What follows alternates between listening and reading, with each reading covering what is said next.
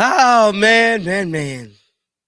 Another Friday and more damn drama from the Indiana Fever front office. Y'all know my favorite. The landscape of women's professional basketball is currently undergoing a seismic shift, one that is as much defined by the brilliance on the court as it is by the explosive, often toxic drama unfolding behind the scenes and across social media.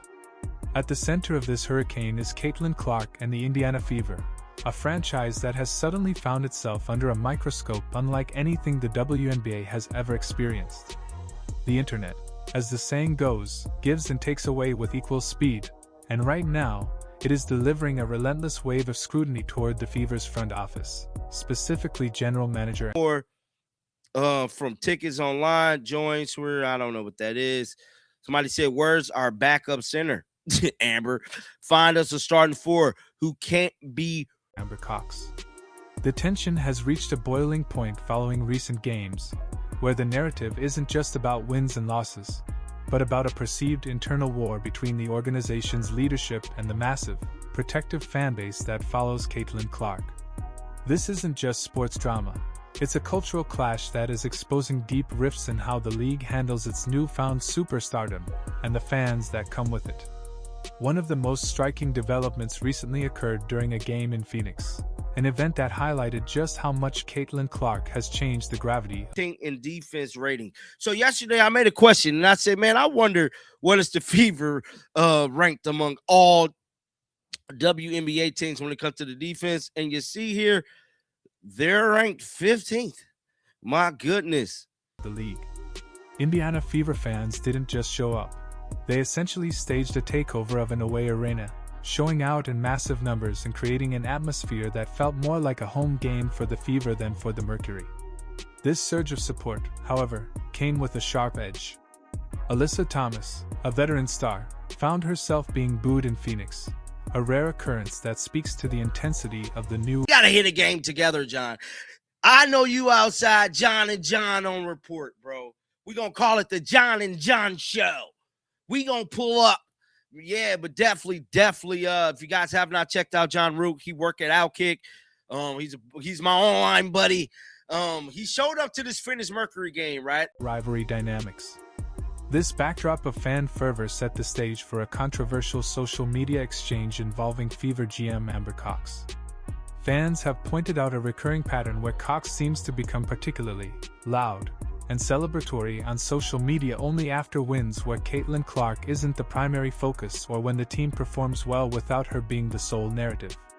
This has led to a widespread belief among this CC fanbase that the organization's leadership is actively trying to downplay Clark's impact. Now, this was Amber Cox, right? Amber Cox said, "Fever fans, we appreciate you. Can't thank you enough for always showing up for us at home and on the road. We hear you. And you are incredible, grateful for the support." Now, if you guys don't know, last night during the game in Phoenix, or worse, that they are harboring a strange resentment toward their own franchise-altering talent. The drama intensified when Amber Cox took to Twitter to push back against what she called a ridiculous narrative. Her post, intended to show a united front, instead became a lightning rod for criticism. She praised the Fever fans for showing up at home and on the road and insisted that the team celebrates and cares for one another, specifically mentioning that they can't wait to have Clark back on the court. But for many fans, this felt like damage control rather than a genuine sentiment. The comments section quickly turned into a battlefield, with fans questioning why the GM seems to have a different energy when Clark is absent. This was just posted about 30 minutes ago. Caitlin Clark's standings account said, "Amber Cox is always loud after a win without Caitlin Clark." And I can't even lie, they're definitely right. She is. She always loud when Caitlin Clark ain't. The critique isn't just about tweets. It's about the perceived competence of the front office and their ability to protect and promote their star player in the media. There is a growing sense that while Clark is doing everything she can to elevate the game, the people running the team are struggling to manage the unprecedented pressure and are failing to bridge the gap between the old WNBA culture and the new era Clark has ushered in. Adding fuel to this fire is a disturbing incident involving Outkick reporter John Root, which was highlighted. This is Indiana Fever GM Amber Cox loaded up on the fans. Somebody said, oh, it's not going away. We see you for what you are. Maybe try a little competence for a change to get the people back on your side. In recent coverage of the Phoenix game, Root reported a face-to-face encounter with a fan wearing an Alyssa Thomas jersey who allegedly told him, "White man don't speak," when he attempted to ask about the Caitlin Clark and Alyssa Thomas situation. This moment, captured and shared online, has sparked a massive debate about the racial tensions that have. Now, she vigorously, quickly, in a hurry, got in the comment section, said nonsense. You know who is also happy after any win? CC, because this is a team full of people who celebrate. Become an unfortunate subtext of the current WNBA season. Root labeled the interaction as legitimate racism, and the footage has become a viral talking point for those who believe that Clark's entry into the league has triggered a defensive, and at times hateful, reaction from certain segments of the established fanbase.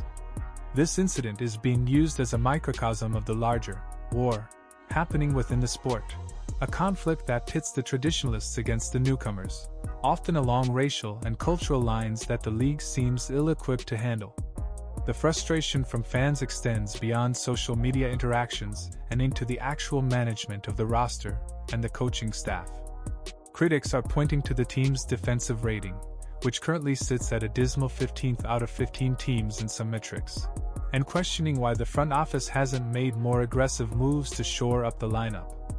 The decision-making regarding player rotations, such as the preference for certain veterans over others, has left many scratching their heads. Fans are asking why the GM hasn't addressed the need for a reliable backup center or a starting power forward who can be consistently relied upon. There is a feeling that the team is wasting the prime Clark effect years by sticking to a front office and coaching philosophy that hasn't produced winning results despite having 3 All-Stars on the roster. The 2-minute interval and other tactical critiques have become common refrains among fans who are tired of seeing a generational talent like Clark surrounded by what they perceive as organizational stagnation. This situation is unique because it represents a complete breakdown in the traditional relationship between a team and its fans. Usually, a fan's loyalty is to the jersey first, but with the Caitlin Clark phenomenon, the loyalty is to the player, and that player is seen as being under siege by the very league and team she is trying to save. When Amber Cox attempts to defend the team culture, it falls on deaf ears because he stated a Phoenix Mercury fan with a Alyssa Thomas jersey said, "White men don't speak." When I went to ask her about the Alyssa Thomas Caitlin Clark situation, wish I was rolling when it happened. 100% racism. The fans see a culture that is struggling to integrate a superstar who has essentially outgrown the infrastructure around her. The silence of the front office during the previous weeks, when Clark was being subjected to heavy physical play and a barrage of media criticism, is now being contrasted with their sudden loudness after a win. To the fans, it looks like the organization only wants to claim the success when it doesn't have to credit it entirely to Clark, a dynamic that is described by many as toxic and petty. Looking forward, the Indiana Fever organization is at a crossroads. They can continue to fight the narratives on Twitter and risk further alienating a fanbase that is responsible for their record-breaking attendance. The interaction to how people are perceiving Caitlin Clark fans, because I'm telling you right now, I don't think it's going to be very welcoming. Like, going off all the hate that we see online, I don't think it's going to be very welcoming to see these people and the way they treat and jersey sales. Or they can adapt to the reality that they are no longer a standard WNBA team. They are a global phenomenon. The management of Caitlin Clark isn't just about basketball. It's about brand management, crisis communication, and navigating a complex cultural landscape. If the leadership continues to appear at odds with their star's supporters, the internal friction will eventually manifest on the court. The drama in Phoenix was just a preview of what happens when the tension between the old guard and the new fans becomes physical and vocal. The league needs a strategy to handle the growing pains of its success, but right now... Yeah, man. And then I said, whoa, man. He said, I was shocked. I had a lot of good cardio conversation with people, but this woman was Evo. John, look here, bro. It feels like everyone is just making it up as they go, and the result is a chaotic environment where even a simple tweet from a GM can trigger a week-long media cycle. Ultimately, the Caitlin Clark era in the WNBA is proving to be a masterclass in how disruptive greatness can be.